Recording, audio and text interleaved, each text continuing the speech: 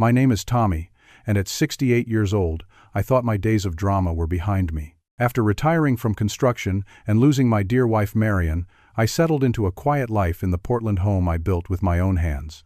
My only son Jackson had married and moved on, leaving me to peaceful solitude. That peace shattered at 5 in the morning when pounding on my front door jolted me awake. I recognized the voice immediately. My daughter-in-law Amanda was screaming about ownership of my house, and I could hear the unmistakable sound of tools being prepared. Before I tell you what happened next, let me know where you're watching from and hit that subscribe button as I share how I handled the most terrifying morning of my life. I spent 40 years in construction, 40 years of calloused hands, aching backs, and the satisfaction of building something that would outlast me. This house was my masterpiece. I purchased the land when property in Portland was still affordable, back in the late 70s. Every beam, every nail, every inch of this place carries my sweat. I designed it with Marion, the love of my life, planning for the family we wanted to build together. We were blessed with only one child, our son Jackson. From the moment he was born, that boy was the center of our universe. Marion and I created a home filled with laughter, learning, and enough love to overflow the Willamette River. Jackson grew up watching me work with my hands, often sitting on a toolbox in my workshop, asking questions about everything I did. By the time he was 12, he could hammer a nail straight and measure twice before cutting. Not that he followed me into construction. That boy had a mind for numbers and technology that far surpassed mine. 3 years ago, Marion lost her battle with cancer. 45 years of marriage ended in a hospital room that smelled of antiseptic and finality. Jackson was my rock during that time. He called daily, visited weekends, and made sure I was eating when all I wanted to do was sit in her garden and remember. Jackson met Amanda during his final year of college, 6 years ago. She was studying business administration, and they met at some campus event. The first time he brought her home, I thought she seemed nice enough. Pretty girl with auburn hair and a confident smile. She complimented our home, asked Marion about the garden, and seemed genuinely interested in our family photos. Nothing about her set off any alarms. The wedding was beautiful. Jackson looked happier than I had ever seen him. Amanda was radiant in white, and Marion cried tears of joy.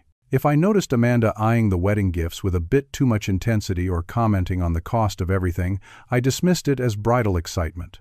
The changes came gradually, like water wearing away stone. First, our Sunday family dinners became monthly, then quarterly, then special occasions only. Jackson stopped dropping by unannounced. Our phone calls grew shorter, with Amanda often interrupting with some urgent matter that needed his attention. I noticed Jackson becoming more withdrawn, his shoulders slightly hunched as if carrying an invisible weight. When I asked if everything was all right, his answers became rehearsed. Everything was fine. Work was busy. They were saving for a bigger place. The standard responses that tell you nothing while confirming something is wrong. After Marion passed, Amanda started asking questions about my house. Casual at first. How many square feet? Was the mortgage paid off? Had I considered downsizing now that I was alone? I answered honestly, not thinking much of it. The house was 2,800 square feet, built on half an acre. Yes, I owned it outright. No, I had no intention of leaving the home Marion and I had built together. Then came questions about my will. Had I updated it since Marion passed? Was everything going to Jackson? Had I considered putting the house in a trust? Again, I answered honestly. Yes, Jackson was my sole heir. Everything would go to him eventually, but I was in no hurry to leave this world. Family gatherings became tense affairs.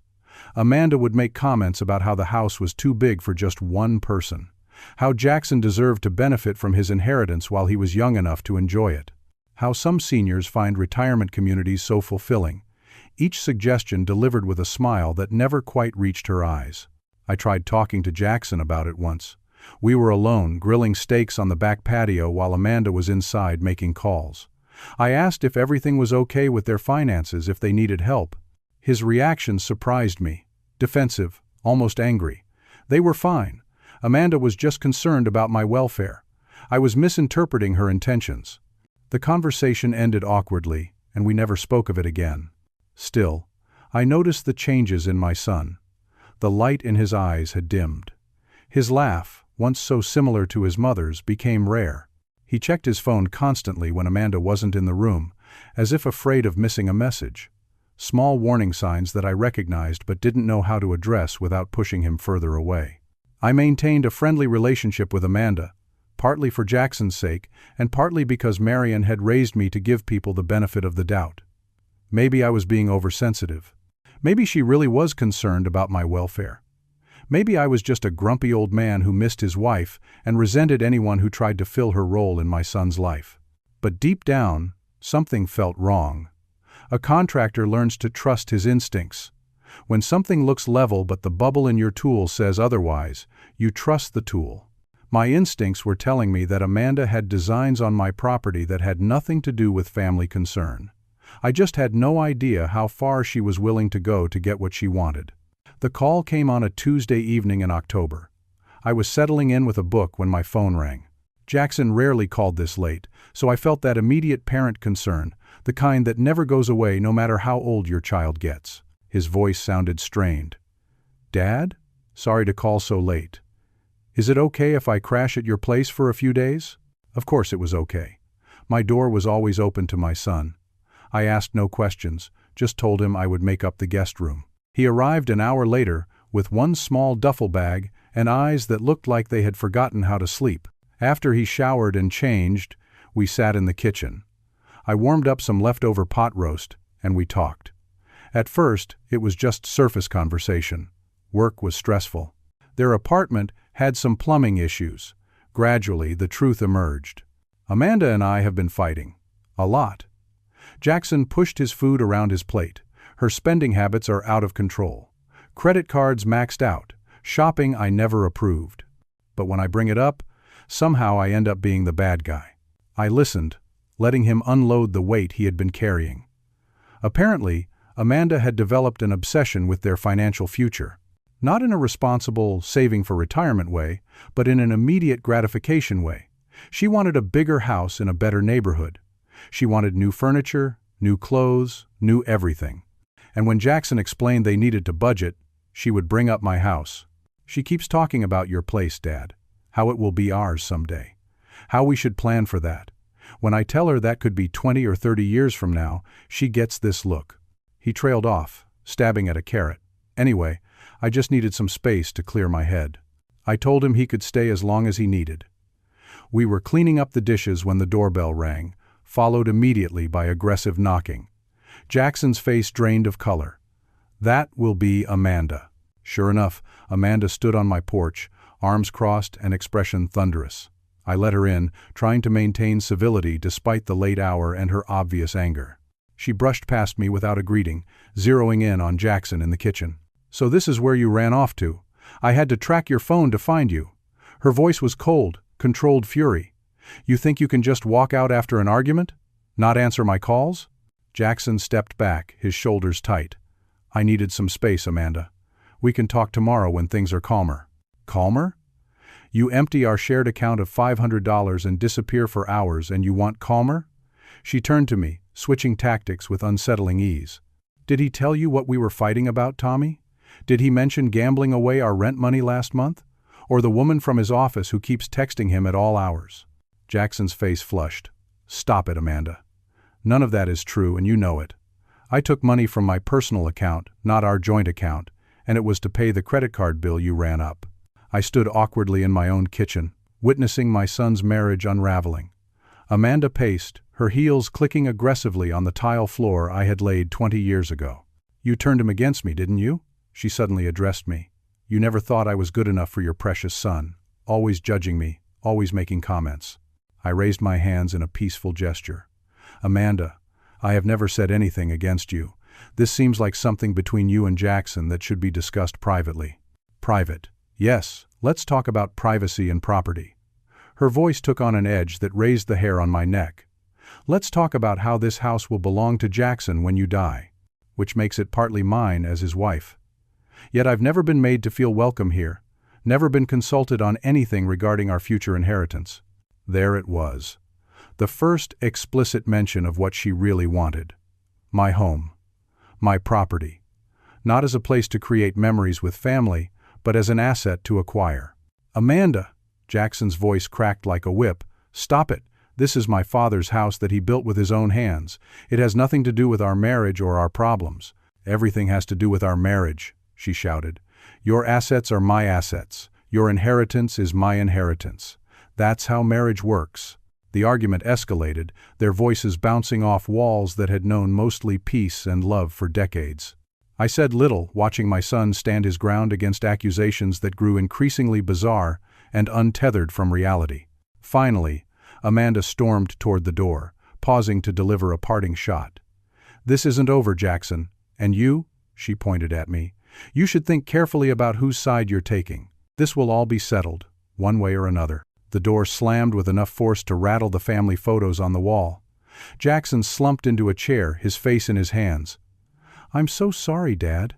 I never thought she would follow me here, or make a scene like that." We talked long into the night. Jackson revealed more about how Amanda had changed after their first year of marriage. How her focus had shifted from building a life together to acquiring status and possessions. How she had begun researching inheritance laws and making comments about my property being their retirement plan. I offered what comfort I could, assuring him that whatever happened between them, he would always have a home with me. Eventually, exhaustion claimed him, and he went to bed. I sat alone in my living room, wondering how my son had ended up with someone so different from the woman he thought he had married. The next morning, Jackson received a call from his company. Some emergency with a client required his immediate attention and travel. He apologized profusely for leaving in the middle of everything, but work was work. He promised to figure things out when he returned in a few days and asked if I would be okay with him leaving his duffel bag in the guest room. I watched him drive away, worry sitting heavy in my chest.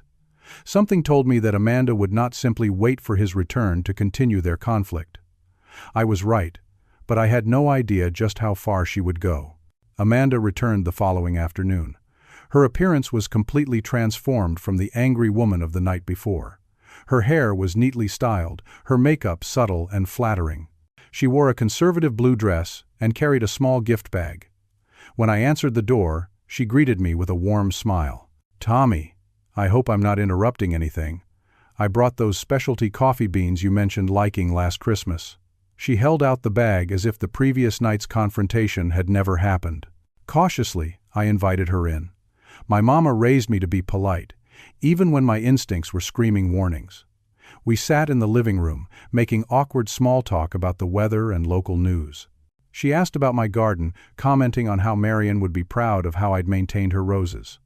The conversation felt rehearsed, as if she were following a script designed to lower my defenses. Eventually, she steered the conversation toward the house. "You know, Tommy, Jackson has always admired this place. The craftsmanship, the attention to detail. He talks about it all the time." I nodded, waiting for her to reveal her true purpose. "I was thinking," she continued, her voice casual but her eyes sharp, "it might make sense to add Jackson to the deed. For estate purposes, you understand. It could save so much hassle with probate later on." There it was. "That's thoughtful, Amanda, but I've already taken care of all that in my will. Everything is properly documented for when the time comes." Her smile remained fixed, but something shifted in her eyes. Wills can be so complicated, though, and they can be challenged. Adding Jackson to the deed now would be so much cleaner. Plus, it would give you the joy of seeing him benefit from his inheritance while you're still here to enjoy it together. I shook my head. "I appreciate your concern, but I'm comfortable with my current arrangements." "What about your retirement savings?" The question came abruptly, changing tack. "Jackson worries that you might not have enough set aside for potential medical care. Long-term care insurance is so expensive these days." My finances were none of her business, but I kept my tone even. "I have everything arranged, Amanda. My pension, savings, and investments are more than adequate."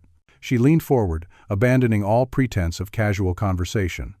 "Tommy, let me be direct. Jackson and I are trying to plan our future. Knowing exactly what assets will be available to us and when is part of responsible financial planning. Your reluctance to discuss these matters openly feels like you don't trust us." "Not us," I corrected gently. "You. Jackson has never asked me about any of this." Her face hardened, the friendly facade cracking. "We are married. We are one financial unit. What concerns him, concerns me. Then perhaps he should be part of this conversation." Amanda stood and began pacing, her movements sharp and agitated. "He's always taking your side. Always dad this and dad that. Do you have any idea how tiresome it is to compete with a father's influence, with the ghost of his perfect mother?" The mention of Marion sent a flash of anger through me, but I kept my voice steady. "There's no competition, Amanda. Family isn't a zero-sum game." She laughed, a harsh sound without humor. "Everything is a zero-sum game, Tommy. Everything. Do you think I want to have these uncomfortable conversations? I'm trying to secure our future, Jackson's and mine, but you stand in the way with your outdated notions of waiting until death to pass on wealth." She took out her phone and made a call, turning away from me as she spoke. "Yes, still here. No movement yet. Keep the appointment for tomorrow morning. Yes, both of you." She hung up without saying goodbye. A chill ran down my spine at her cryptic conversation. She turned back to me with renewed determination. "Let me see the deed to the house." "Excuse me? The deed, the will, whatever documentation you have regarding ownership and inheritance of this property, I want to see it now. That's private information, Amanda. And frankly, none of your business at this stage." Her eyes narrowed. "As Jackson's wife, anything involving his inheritance is absolutely my business. Where do you keep your important documents? The office upstairs? A safe?" Before I could respond, she was moving toward the stairs, heading for my home office. I followed, my patience wearing thin. I found her already rifling through the desk drawers of what had been Marion's sewing room before I converted it after her passing. "Amanda, stop this immediately." My voice had the tone I once used on job sites when safety was being compromised. Firm, authoritative, brooking no argument. She ignored me, pulling open another drawer. "It has to be here somewhere. Property deeds, insurance policies, investment accounts." I stepped forward and closed the drawer, nearly catching her fingers. "That's enough. I'm asking you politely to leave my house now." She straightened, her face flushed with anger. "You can't make me leave. This house will belong to Jackson, which means it will partially belong to me. I have every right to be here." "Not yet, you don't. Right now, this is my home, and I'm telling you to leave." "And if I refuse? Will you physically remove an innocent woman? What would Jackson think of his father manhandling his wife?" My patience snapped. I didn't touch her, but I stepped into her personal space, using my height to full advantage. What I think Jackson would find interesting is how his wife is searching through his father's private documents while he's away on business. "Now, for the last time, please leave." For a moment, I thought she might refuse. Then she gathered her purse, her movements deliberate and controlled. "You're making a serious mistake, Tommy. There are laws protecting spouses' rights to inheritance. There are also laws about proper care for the elderly. Wouldn't it be a shame if someone reported concerns about your ability to live independently?" The threat was clear, and it took all my self-control not to respond in anger. Instead, I gestured toward the stairs. "The door is this way." I followed her down and to the front entrance.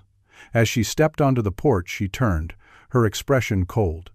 "You'll regret this. This house will belong to us one way or another. The only question is whether you'll be allowed to keep living in it." After she left, I sat heavily in my armchair, my heart racing despite my outward calm during our confrontation. Her behavior had gone beyond greed into something more concerning. The veiled threats, the phone call, the attempt to find my legal documents all suggested she was planning something. That evening, I called a locksmith and had all the exterior locks changed. The cost was significant for a retiree on a fixed income, but the peace of mind seemed worth it. I tried calling Jackson several times, but his phone went straight to voicemail. Whatever client emergency he was dealing with must have been serious. I went to bed that night with an uneasy feeling, a sense of impending conflict that made it difficult to sleep. When I finally did drift off, my dreams were troubled by images of Amanda standing over my bed, measuring the room for new furniture while I still occupied it. Little did I know that my subconscious fears were far closer to reality than I could have imagined. Sleep came in fitful bursts that night. Every creak of the house settling, every distant car passing had me jolting awake, ears straining for sounds of intrusion. By 4:30, I gave up on rest and made coffee, sitting at my kitchen table with the local newspaper, trying to focus on normal morning routines. The first pounding on my front door came at 5 a.m. exactly. 3 hard, authoritative knocks that seemed designed to intimidate as much as announce presence. I set down my coffee, heart immediately racing. Then I heard her voice. "Dad, open the door. This house is my husband's. Amanda." The false familiarity of Dad coupled with her claim turned my blood cold. I moved quietly to the front door and peered through the peephole. Amanda stood on my porch, hair perfectly styled despite the early hour, wearing what looked like an expensive business suit. Beside her stood two men in uniform shirts bearing the logo of a local locksmith company. One held what appeared to be a drill and various tools. "I know you're in there, Tommy." Amanda's voice rose, clearly performing for my neighbors as much as addressing me. "Open up. This house belongs to my husband, and I have every right to enter." I pulled back from the peephole, mind racing. This was escalating faster than I'd anticipated. I grabbed my cell phone from the kitchen counter and dialed the police non-emergency number, keeping my voice low as I explained the situation.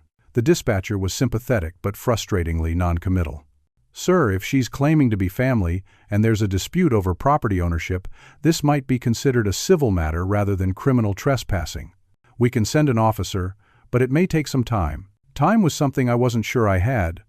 Amanda's voice outside was growing louder, and I could hear her instructing the locksmiths. "Just drill it out. I'll pay whatever it costs. My father-in-law is elderly and has locked himself in. We're worried about his welfare." The audacity of her lies stunned me. I made a quick decision and opened my phone's video recording app, narrating quietly. "It's 5:04 a.m. on Thursday, October 12th. I am Tommy Wilson, owner of this property at 1720 Oak Street. Outside my door are 3 individuals attempting forced entry. I am alone in my home and have not given anyone permission to enter." I moved back to the peephole. One of the locksmiths now had a drill positioned at my lock. He looked uncomfortable, glancing at his partner with obvious uncertainty. "Are you sure this is legal, ma'am? We normally need proof of residence or ownership." His voice carried through the door. Amanda produced some papers from her purse. "Here's my marriage certificate showing I'm married to Jackson Wilson, and here's a property tax statement for this address. With the Wilson name. My husband is out of town on business, and we're concerned his father is having a medical episode since he's not answering." From my vantage point, I couldn't see the documents clearly, but I knew the property tax statement would show my name, not Jackson's. The locksmith, however, seemed somewhat reassured by the official-looking papers. "All right, but you'll need to sign this waiver accepting all liability." He handed her a form, which she signed with flourish. My mind raced. I had perhaps 1 minute before they breached my lock. Calling Jackson again wasn't an option. The police wouldn't arrive in time. I could shout through the door that I was fine, but given Amanda's demonstrated capacity for lies, she would likely claim I was confused or under duress. Then an idea struck. I quietly moved through my living room to the back door. Stepping outside into my yard, I circled around the side of the house, staying low beneath the windows. I could hear the whine of the drill starting against my front door lock. I positioned myself at the corner of the house, just out of sight from the porch, but with a clear view of the driveway. My phone was still recording. I counted to 10, taking deep breaths to calm my racing heart. The drilling sound grew louder, metal against metal, as the lock mechanism was slowly destroyed. I heard Amanda urging them to hurry, her voice carrying in the quiet dawn. "Just get it open already. We need to get inside before the neighbors wake up." That statement alone confirmed her nefarious intentions. No one with legitimate concerns about a family member's welfare worries about neighbors witnessing their entry. I heard the locksmith say, "Almost through. Once I penetrate this last pin, the lock will release." It was now or never. I had positioned myself carefully, knowing exactly what I was going to do. The drilling reached its crescendo, and I knew the moment had arrived.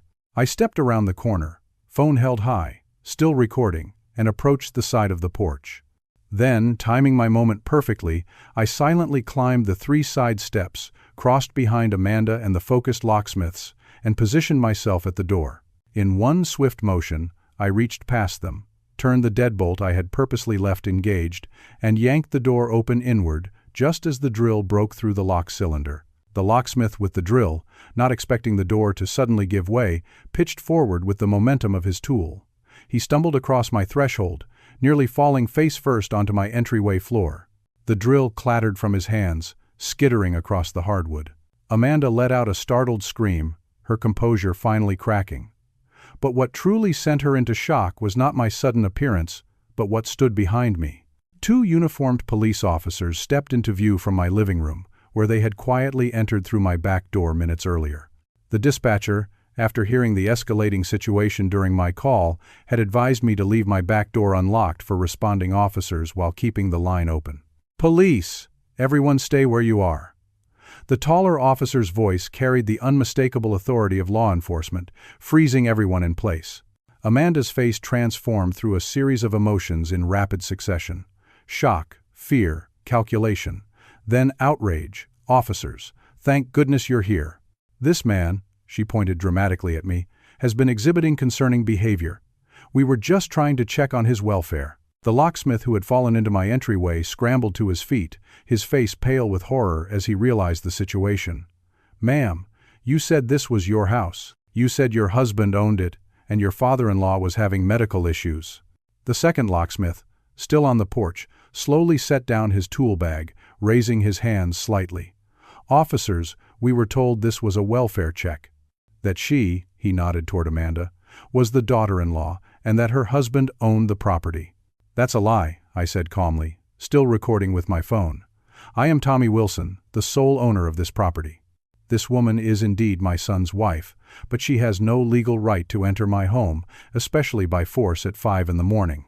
The first officer stepped forward, her expression professional but stern. "Let's all calm down and sort this out. Sir," she addressed me, "do you have identification and proof of residence?" I nodded and carefully reached for my wallet, extracting my driver's license with the matching address. "My deed and property documents are in my office upstairs. I'd be happy to show them to you." The officer examined my ID, then turned to Amanda. "Ma'am, I need to see your identification as well." Amanda's hand trembled slightly as she retrieved her purse and produced her license. "This is ridiculous. My husband Jackson Wilson will inherit this property. I was just concerned about his father's welfare." "At 5 a.m.? The second officer raised an eyebrow. "With power tools and no prior notification to emergency services?" The first locksmith, still visibly shaken, spoke up.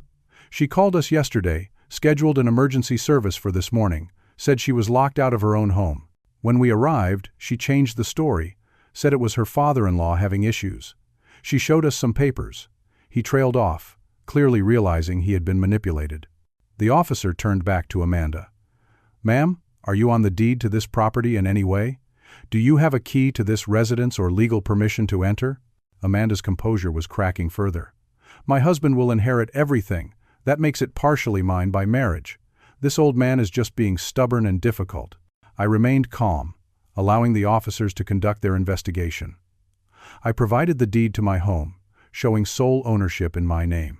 I also showed them the receipt for the locks I had changed just the previous day. "After Mrs. Wilson here came to my home yesterday and attempted to search through my personal documents without permission, I felt it necessary to secure my property," I explained, keeping my voice steady, despite the adrenaline still coursing through me. The first locksmith had moved to stand with his colleague, both looking increasingly uncomfortable as the true nature of the situation became clear. "Officers, we had no idea. She presented documents that seemed legitimate. We would never knowingly participate in an illegal entry." Amanda's facade completely crumbled as the evidence mounted against her. Her carefully controlled demeanor gave way to something raw and ugly. "You think you're so clever, don't you? With your precious house and your precious son wrapped around your finger, you're just a selfish old man sitting on property that should be working for the next generation." The officer placed a restraining hand on Amanda's arm as she took a threatening step toward me. "Ma'am, I need you to calm down." "Calm down? Do you know how much this property is worth in today's market? Over $700,000. And he just sits here alone, while we struggle with rent and bills." Spittle flew from her lips as she gestured wildly at my home. "Jackson is too weak to claim what should be his. Someone has to think about our future." Her unfiltered outburst confirmed every suspicion I had harbored. This wasn't about family concern. It wasn't about Jackson at all. It was about property, assets, money. The officers exchanged glances. Then the senior officer nodded. "Amanda Wilson, we're taking you to the station for attempted breaking and entering, possible fraud, and making false statements. You have the right to remain silent." As the Miranda rights were read, Amanda's rage turned to desperate pleading. "This is a family matter. You can't arrest me for trying to enter property that will belong to my husband. Tommy, tell them this is just a misunderstanding." I said nothing, watching as the officers handcuffed her and led her toward their patrol car. The locksmiths were questioned extensively but ultimately released with warnings after it became clear they had been deliberately misled. Once Amanda was secured in the police car, the senior officer returned to take my formal statement. She examined my damaged door lock, taking photographs for evidence. "You'll want to get this replaced right away, sir, and you might consider filing for a temporary restraining order." I nodded, the adrenaline finally wearing off, leaving me feeling every one of my 68 years. "I need to contact my son. He's traveling for business and has no idea what his wife has been up to." The second officer handed me a card with case information. "We'll need him to come to the station as well to give a statement when he returns. In the meantime, stay with friends or family if you can, at least until your locks are secured again." I thanked them for their prompt response and professionalism. As they drove away with Amanda still shouting from the back seat, neighbors began emerging from surrounding homes, drawn by the commotion and flashing lights. I would have explaining to do, but that could wait. I closed my damaged door as best I could, propping a chair against it for temporary security. Then I sat heavily at my kitchen table, hands shaking slightly as I dialed my son's number. The morning sunlight was just beginning to stream through the windows, illuminating the home I had built, the home someone had tried to take from me through deception and force. The call went to voicemail again. I left a simple message. "Jackson, it's Dad. There's been an incident with Amanda. She's been arrested. Call me as soon as you can." Then I sat in silence, watching the sun rise over the garden Marion had loved, wondering how to tell my only child that the woman he had married had just revealed her true self in the most dramatic way possible. Jackson called back 3 hours later. He was in Chicago, in the middle of emergency meetings with a client whose systems had crashed, taking millions in transactions with them. The exhaustion in his voice was evident even before I broke the news. "Dad, sorry I missed your calls.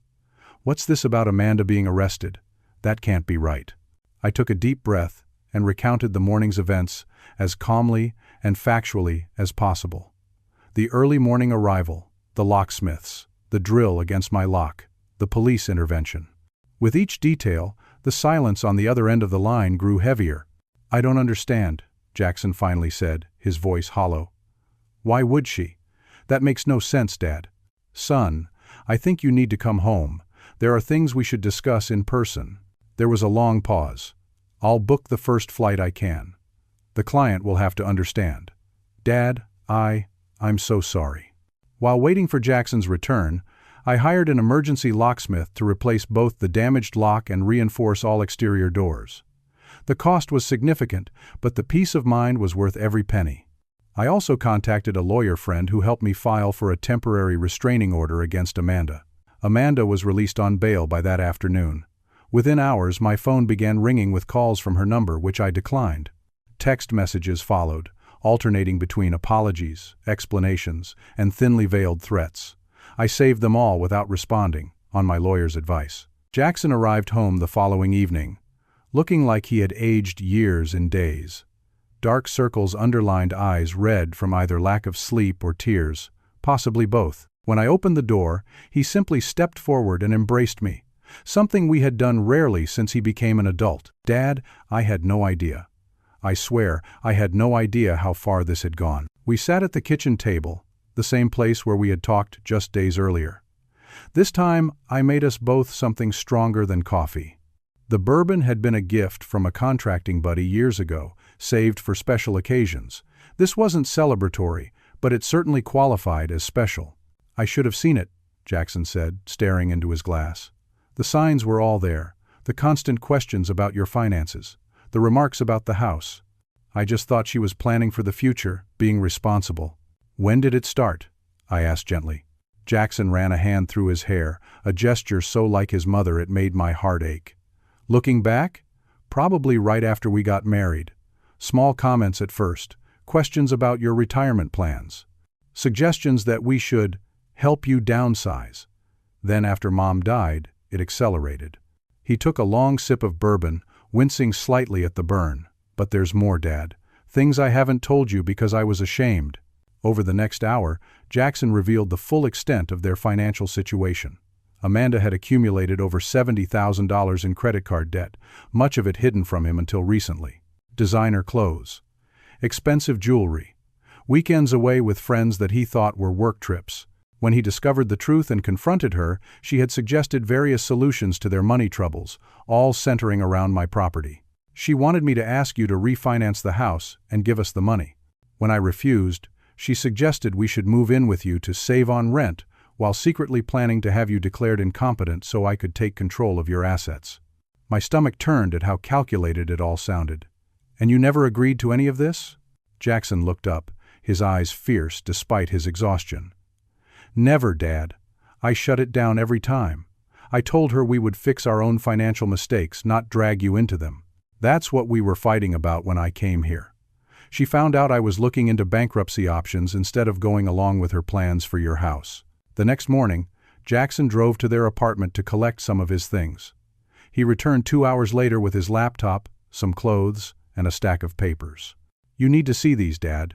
His expression was grim as he spread the documents on the table. I found them hidden in Amanda's desk drawer. The papers revealed the depth of Amanda's planning, printouts of legal websites explaining how to contest wills, information on conservatorships, and how to have elderly relatives declared incompetent. Disturbingly detailed notes on my daily routines, written in Amanda's precise handwriting. Most shocking of all, a consultation receipt from a divorce attorney, dated just 3 weeks earlier. She was planning to divorce me, Jackson said, his voice flat. But only after getting access to your assets through me. The police called that afternoon, asking Jackson to come to the station to give his statement. I drove him there, waiting in the lobby while he spent 2 hours with the detectives. When he emerged, his expression was resolute. They showed me the video from your phone and the officer's body cameras, he said as we drove home. I also gave them copies of everything I found in the apartment. They're adding charges of conspiracy and possibly elder abuse planning to the case. That evening, Amanda tried a different approach. She arrived at my door, alone this time, tears streaming down her perfectly made-up face. Through the newly installed security chain, I informed her that a restraining order had been filed and she needed to leave immediately. Her tears vanished, replaced by cold fury. "You've turned my husband against me with your lies," she hissed. "This isn't over. I'll take what's mine one way or another." I closed the door without responding, but not before capturing her threat on the security camera Jackson had insisted on installing that morning. Over the next 2 weeks, Jackson initiated divorce proceedings.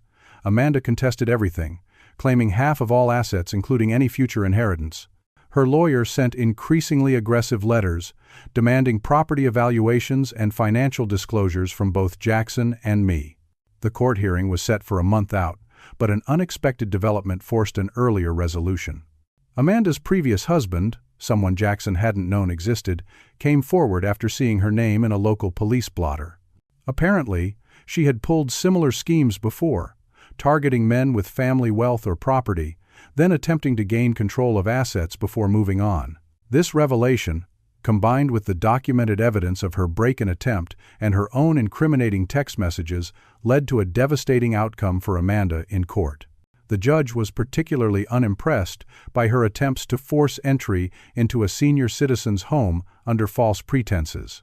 The court finds the defendant's actions not only illegal but predatory in nature, the judge stated firmly. The divorce is granted on grounds of fraud. The temporary restraining orders will become permanent for a period of 5 years, with possible extension. The defendant will receive no alimony and no claim to any future inheritance. As we left the courthouse, Jackson looked simultaneously relieved and devastated. His 6-year marriage had been revealed as a calculated fraud from the beginning. The woman he had loved had seen him not as a partner, but as a pathway to property and wealth. "I feel like such a fool," he said as we drove home. "How did I not see what she really was?" I thought carefully before responding. "Love makes fools of us all, son. Your mother and I were lucky. We found the real thing. But finding counterfeit doesn't mean the genuine article doesn't exist." He managed a weak smile.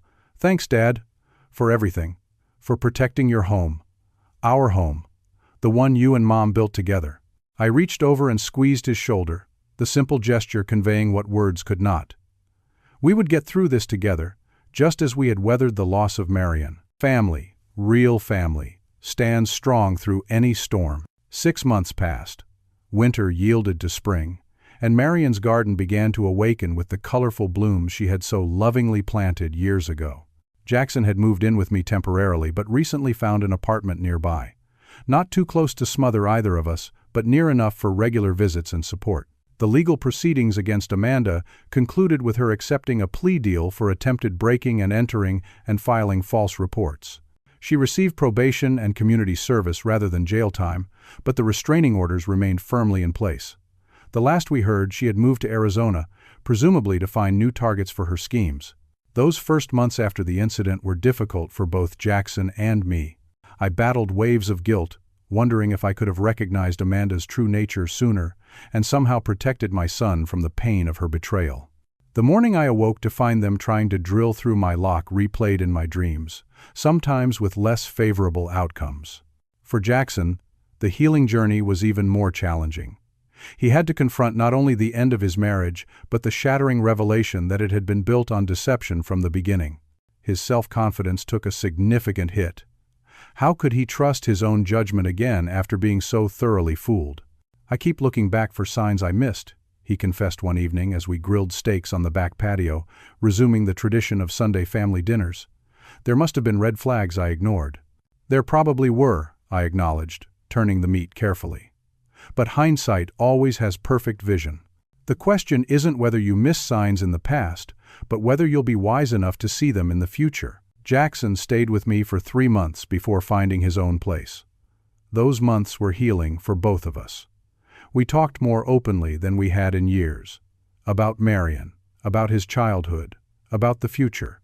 Sometimes the conversations were difficult, especially when addressing the manipulative tactics Amanda had used to isolate him from family and friends. But each honest discussion helped rebuild the bridge between us that Amanda had tried to burn. The community rallied around us in ways I hadn't expected. My poker buddies, retired contractors and tradesmen like myself, took turns dropping by with food, offers of help with home repairs, or simply company. Jackson's colleagues sent supportive messages and gradually drew him back into social activities. Even my neighbors, who had witnessed the dramatic police intervention that October morning, showed their support through small kindnesses. Mrs. Abernathy next door brought over her famous apple pies. Mr. Gonzalez from across the street helped me install additional security lighting. One unexpected outcome of the ordeal was my new awareness of elder exploitation. At my lawyer's suggestion, I attended a support group for seniors who had experienced similar attempts at financial manipulation, often by family members or caregivers. The stories I heard there were both heartbreaking and empowering. Some had lost everything to trusted individuals. Others, like me, had managed to protect themselves. All of us had learned valuable lessons about maintaining boundaries and recognizing warning signs. I shared these insights with Jackson, who absorbed them with growing understanding.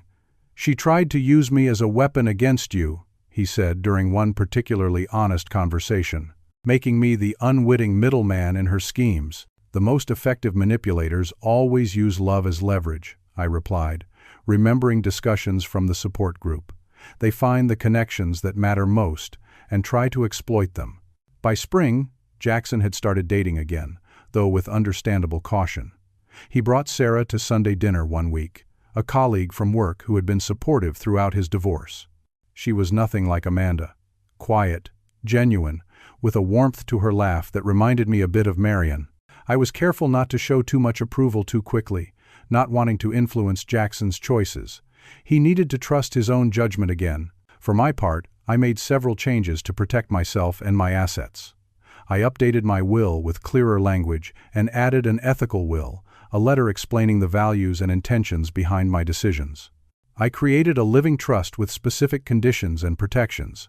Most importantly, I established a power of attorney that would activate only under strictly defined circumstances, with multiple trusted individuals required to confirm any incapacity. "It's not that I don't trust you, son," I explained when showing him the new arrangements.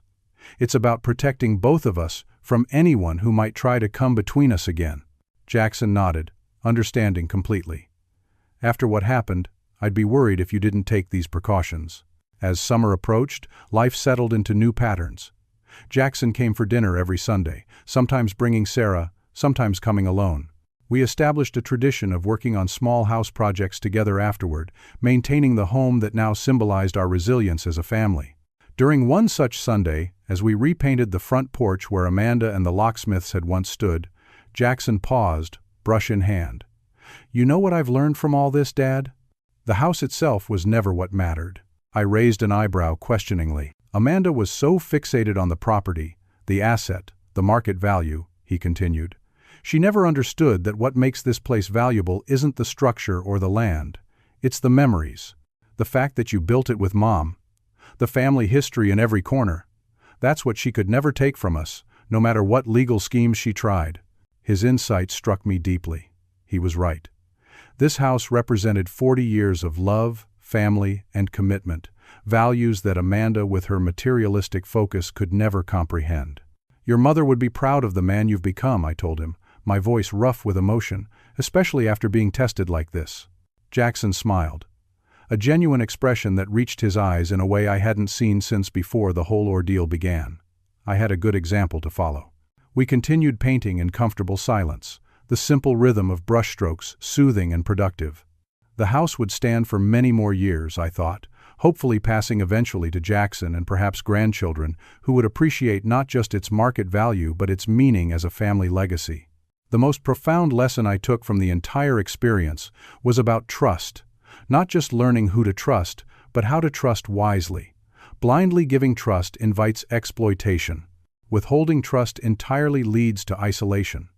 The wisdom comes in finding balance, in creating healthy boundaries that protect while still allowing for genuine connection. I realized that even at 68, life still had important lessons to teach. The breaking point we had experienced, with Amanda at our door with Locksmiths at dawn, had ultimately strengthened rather than destroyed us. Like a bone that heals stronger at the point of fracture, our family bond had been tested and emerged more resilient. Have you ever faced someone who tried to take advantage of you or a loved one? What warning signs did you notice, and how did you handle the situation? I believe sharing these experiences helps protect our entire community. If this story resonated with you, please like, subscribe, and share it with someone who might benefit from these lessons. Leave a comment below with your thoughts, and remember that protecting yourself isn't selfish, it's necessary. Thank you for listening to my story, and may you always recognize the true value of what matters most in your life.